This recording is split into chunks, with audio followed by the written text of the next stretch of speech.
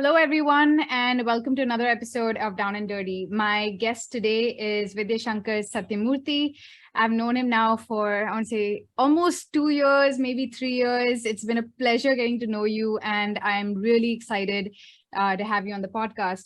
So just a little bit about him, and then I'm going to throw this to him to give us a little more information. He's currently the founder and investment partner in Scale Ventures. He's going to talk about that in a second. He was the ex-CEO of NICE, the Network of Indian Cultural Enterprises, which kind of makes sense because you come, with more than 2 decades of experience in media, advertising, and marketing, Vidya. And I know you're doing a lot of the stuff helping NICE as well. And before that, you were the president of 9stars Global, a content tech company, and you were also the ex-partner at Grant Thornton. Wow, that's a lot of experience over the last 20 years. Vidya, once again, thanks for being here. And could you tell us a little bit more about what you are doing most currently? So thanks again for having me here. So to answer your question, currently, with Scale Ventures, essentially I'm part of VC Labs acceleration program out of the Valley. So I'm one of the few people from South Asia who's part of this program. And essentially it's a program to accelerate setting up a venture fund. So there are lots of mechanics around setting up a venture capital today. And in some ways, this program is to demystify some of those and have a straightforward, roll your sleeves approach to setting up a fund out of India. And the fund focuses essentially in the creative industries, which also includes the cultural industries as well, or what we call as cultural economy, right? So let's start with a project or a campaign that you are most proud of, that you oversaw, that you want to talk about today. Yeah, sure. I mean, I'll refer back to my experience with NICE in the leadership role. When I came on board a year ago, a year plus in last May, NICE had just launched, right? They've done a lot of the foundational stuff. A lot of the building blocks were in place. So it was incumbent upon me to sort of take it to the next level, right? So the NICEorg focus was essentially in nurturing and discovering and investing in cultural brands, so essentially cultural brands is what you would say the future Fab Indias, the future Daburs, right? And then we were spread across 5 areas. In food and beverages, in beauty, wealth, wellness, all right, in fashion accessories, home decors, experiential tourism, all of those were the focus areas, let's say, all right. So, and then we had a modicum of a community that existed, but, people were posting stuff, we had all the digital media assets, but there was no engagement of sorts, right? So there were frequent webinars and all of that to enlighten people and get them excited and all of that stuff, but there was no real way to measure anything or track our progress, so to speak. So, we sort of recalibrated what our focus needs to be given what our vision statement was. And then what would that be 6 months, 3 months, 1 year down the line turn out to be in milestones wise? Where did the ideation for prioritizing building community come from? No, it's a great question, Tapsi. All right.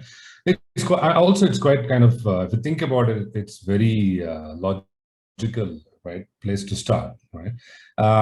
Because see, India's been going through this whole Startup India, Digital India movement over the last, from 2015, 2016 is when the government announced the Startup India policy. So there's so much of, attention that's been focused around building startups, which is essentially main tech startups in India. And then if you look at the tech talent and all those, they become, role models for middle-class people and all of that stuff. It's just a small pool of people, right? There's a huge pool of people, young people, otherwise involved in other activities, although they may not be tech startups, but they could be digitally enabled, right?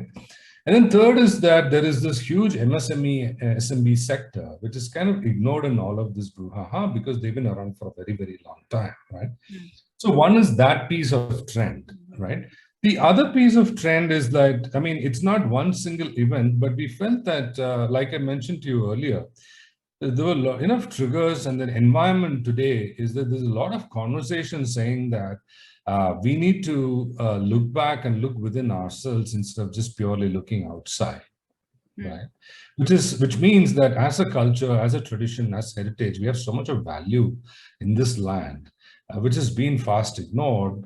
Once this happened, once you guys decided, you sat down and said, this is what we want to do, and this is a company mandate, how did you actually go about doing that? So I'm just going to throw a couple of topics, pick in any order that you want. What I want to get to is the execution part of things, right? Sure. Yeah. How many people, let's start with team. Like, how many people were involved in decision making, and what would you recommend when it involves something this hyper-focused?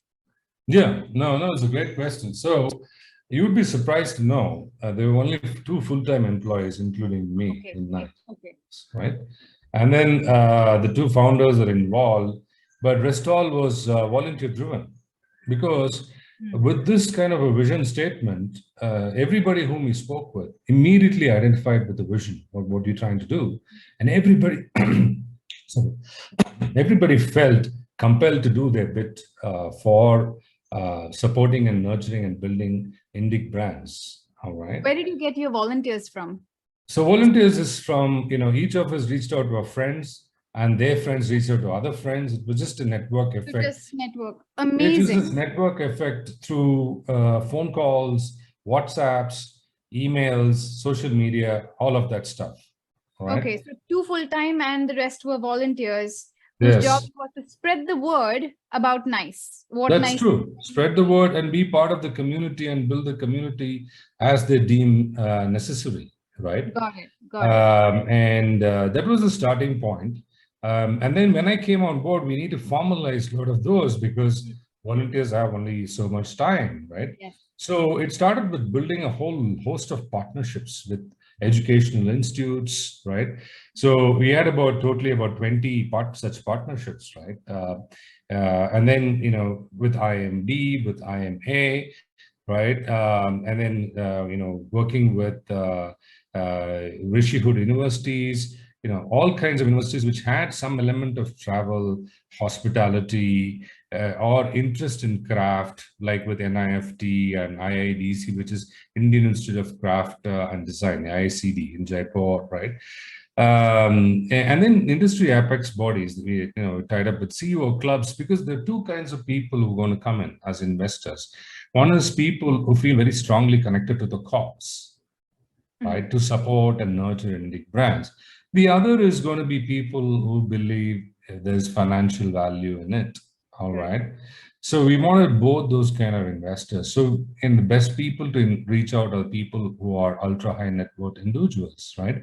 So people like CEO clubs played a big role, right? So let me ask you something. Let me ask you a very candid question. So NICE is a not-for-profit. That's true. Yes. Okay. Now, it's one thing to get volunteers to join a mission for a not-for-profit, right? Because this is for the larger good. There's a social element connected to it, with not-for-profits.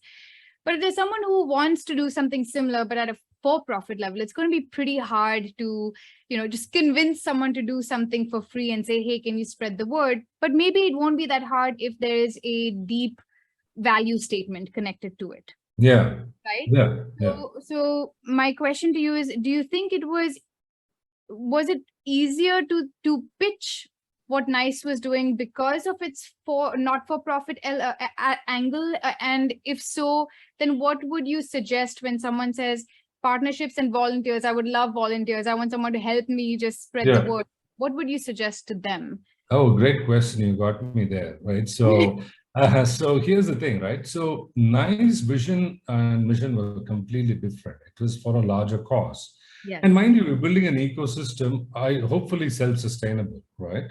So today, you take a NASSCOM or a CII or an ASSOCHEM or a FICCI, any of the industry bodies, they are for the industry. They represent an industry, right? It's for a collective cause, right?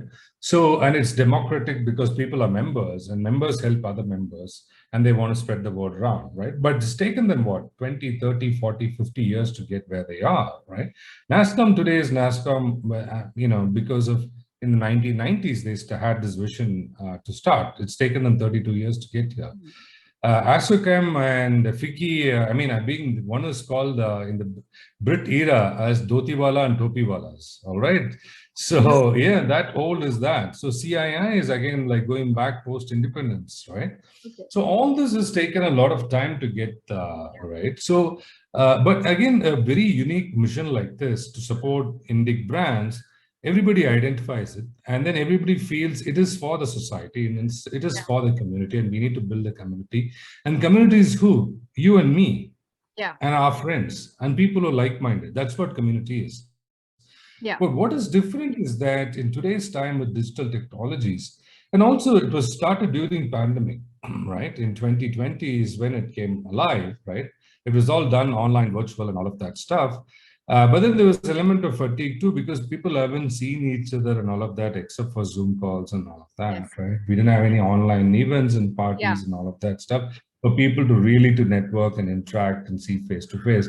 And that was a big, big challenge to do everything online. And it was all what? Because also people felt, during pandemic, this is a great opportunity to throw themselves in and be part of something bigger than themselves, because everybody is in the same storm or in the same boat of sorts, right? And then it brought people together, right? Still the idea. Yes. The idea, especially during the pandemic, saying belong to something meaningful, belong to something that has shared interests with others in the community, whether or not you know them. This might be an opportunity for you to get to know and expand your own network. Yeah. Doing something like this. Absolutely. Right? And the thing, there was a sense of pride that was instilled in everybody, because that's how kind of designed every step of a process, right? And this, and also I have to mention that there was so much of institution building that went on, right? Things were documented. There was always SOPs put in place. The lot of written communication. There was an element of learning that sort of followed every step of the way, because none of us had done anything like this before, right? Yeah. So everybody was learning on the go and trying to get it right? That is the key thing. Right. Yeah, and you, especially if you're working with volunteers, you would need a modicum of process building and template setting, right? Like, this is how we operate. This is, this is how you communicate. This is what you do. So, okay, I just want to move on to the next thing. So once you had this is how you. Sorry, Tapsi, one more thing I need to say is, along with volunteers, we had a whole lot of design interns who were working with this. We paid them though. We paid them, but they were all very excited, 20-year-olds straight out of design college, advertising. They're throwing themselves in trying to build a brand, the logo, the color combination. Right? We had partnerships. Yes. Okay, like NIFT, or so I'm imagining you got some design interns. Yeah, we have gathered from NID, National Institute of Design in Ahmedabad, doing video and all of that stuff, because we tied partnership and said, like, can your students also come and do internship with us? They very gladly agreed, right? So we always incentivizing in one way or the other for people to be part of the community, right? That's great. So you had some of your design collateral also taken care of by interns who wanted the exposure. So it was like a really good partnership to have, because they need that exposure, resume building, association with a brand, and you needed help with design collateral. So that totally works out. So did you have a budget in mind when you were working? You said there was some money set aside for design interns. Did you start with the budget in mind? And, how did you manage that? Did you go over? Was it largely in control? No, I think in my time when I came in, I put in place a budget system saying that, we need to formalize some of those things, and we need to recruit people, all of that stuff, because you can, volunteers' time is limited, right? Yes. In the initial sort of setting up phase, it was exciting, and all of that stuff is great. So, but to work through the year is next to impossible, right? You might ping them, they want to be aware of the activities and all of that stuff, right? So, yes, we had a budget, because there's a lot of digital marketing involved, right? We had to decide if you want to do paid ads on Facebook or LinkedIn, etc. We wanted to go the organic route largely. We depended on Insta because a lot of our founders were on Insta. Right? So yes, you said LinkedIn worked really well for you, even though you thought Instagram would be your primary push for advertising, but LinkedIn kind of surprised you with that. Yes. So we were closely, so paid piece was very small, but We wanted to build organically. We wanted to engage with the community. And then the email also, understanding how digital marketing on email works really well, how many people are opening it, is the content relevant, because we're pushing out newsletters every month, all right? And then there was at least one or two emails every week that we were sending to the community, because we don't want a fatigue to sit in saying that, oh my God, these guys are mailing us again stuff, right? Yeah. So we had to be very careful about what we're doing, right? And that's where I think the partnership piece was so important, because in some ways we were dipping into the partners database and asking them to forward and engage with their own members, community, etc. Right? So it became so vibrant at one point in time. We had events like consistently 100+ people were attending it. We had to think about what time of the day. During pandemic time, people are working online, so 4 to 5 on a Wednesday or 4 to 5 on a Friday made sense. But once they started working, we had to shift timings, right? And they're very conscious that we didn't want to go into weekends unless it was a big name that was coming in, say a Fab India founder or somebody coming in. So a lot more people can tune in, right? So we have to think about programming also. Of course, that makes sense. So when you were thinking through your budget, would you say largely you spent money on paid ads, on your design interns, and these were your two big spends for pushing? Paid ads was really the fag end of my tenure, that we started experimenting with paid ads, right? And it's just very, very minimal, right? So the main budget was mainly on interns. Interns, right? Got it. Your design interns. Yeah, interns. Rest all was just free stuff. And it is just imagination and creativity. Yeah, so Instagram and LinkedIn, was that all just organic pushes of content? Everything was organic. Yeah, everything was organic. I see. Okay. And where your paid ads were on which platforms? Oh, it was on Facebook and LinkedIn. Facebook and LinkedIn. Yeah, because we keep taking a regular audit of how our social media channels are doing. Yes. And then each one has its own sort of uniqueness. Yeah. Because Facebook today has become like, democratized with so many different groups, and they have their own content. So the idea is to get those online groups, curate, know them well, so that, you contribute and they contribute and stuff like that. Understood. And so let's talk about timeline. Did you have a set timeline in mind, or was this just an ongoing process? No, we had to have certain milestones and targets in place to get there, because how else are you going to measure giving our best, right? Yeah. So we said, like, in 3 months' time, we need to get this to this number in terms of the community size, and what are we going to do? Because in some ways, it's a self-fulfilling prophecy, right? You sort of say, this is how it is, and let's figure out a way to make it happen. Yeah. And that's the fun and joy of it. Yes. So then, when I spoke about those different pillars, it's all about saying, there were milestones for each of those activities, right? And then how do we sort of go, organize ourselves in getting there, right? In terms of number of people in the community, increasing the engagement, increasing the investments, enabling, saying that honestly, truthfully, these people are benefited from our association and building the ecosystem, right? Did you keep your timeline? I think we were there. In some of those areas, we sort of got there beforehand. In some areas, I think we got there a little later for all right reasons. But the idea is that we knew that we were making progress and our approach was right. Okay, right? So it is important to work. Yeah, and it's important to work with timelines, because they give you benchmarks and allow you to know how close or far you are from, from this goal that you set for yourself, right? Yes.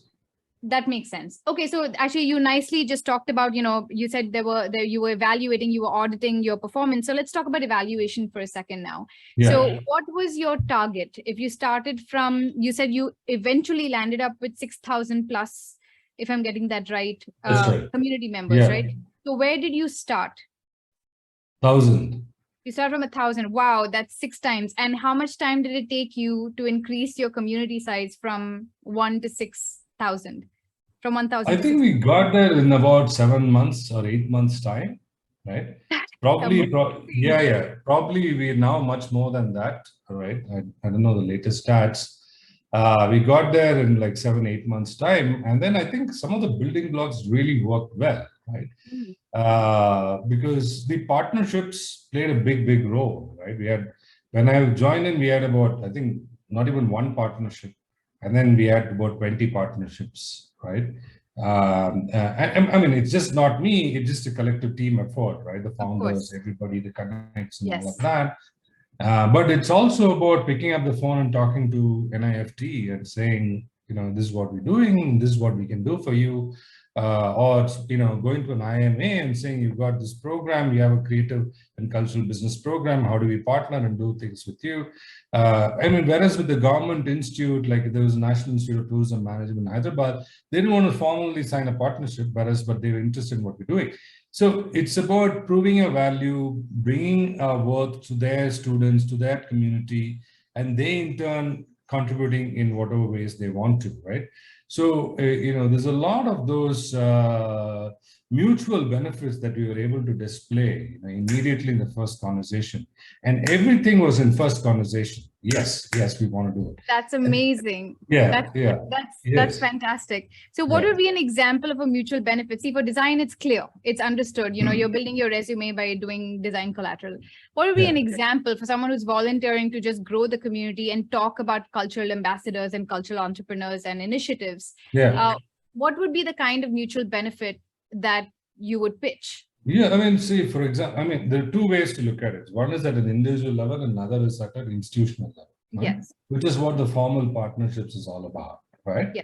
So, for example, if it's an NIFT, their students, so many of them, we want to encourage entrepreneurship, right? Mm-hmm. Now, how will an NIFT student be part of an accelerator or incubator in today's time, right? Mm-hmm. And, where the focus is entirely on technology, right? Yeah. You're building a product, you're building on Java and Python and all of that stuff. Yeah. You're building a data analytics stuff. Where will a fashion student fit in the scheme of things? Yes. Unless I go join a Myntra or one of those fashion brands that direct to consumer brands, right? Yes. Now, is there a way I can encourage somebody like that to be part of my ecosystem? What do I need to offer? I need to find a way to do a business plan contest for the students, right?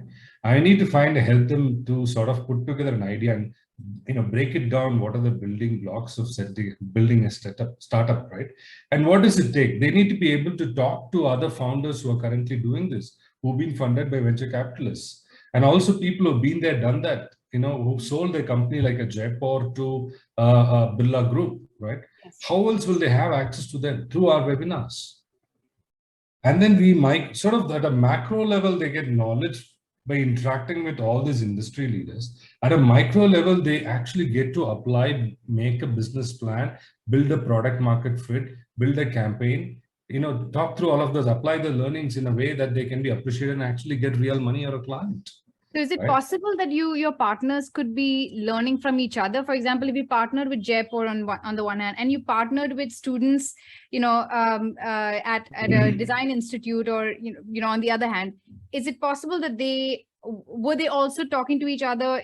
Was that something that you were offering, saying, hey, because our partnership community is growing, there are going to be opportunities for cross learning, even within? Actually, that's something that we want to nudge and make it happen, which is why when we did a mentorship program called Mantrana, which is for 3 months, we selected about 7-8 of these startups, which already have a brand, they have an online presence, they have cash flow, to take it to them to the next level, right?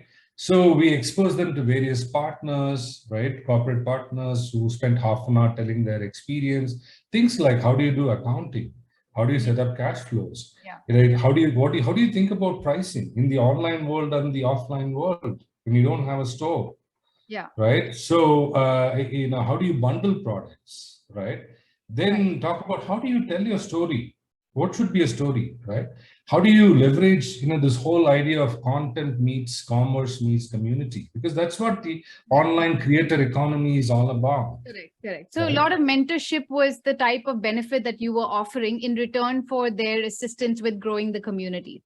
Exactly. Like Right. that was what. Okay, that makes sense. So these, can you give me a few examples of the types of what were some of the core metrics that you were tracking in order to know that you were hitting your milestones when it came to community building? Other than, of course, the number of subscribers in your, for your newsletter could be one. Yeah. But there's some other key Yeah, metrics. absolutely. I mean, the thing is, one is every partnership, how many people are we able to engage through that partnership, right? If it's a Mhm. university, how many people signed up from the, are they students, are they teachers, all of that? What does it take to do, more? That is one, right? The other is that with every webinar, have we increased our community members, right?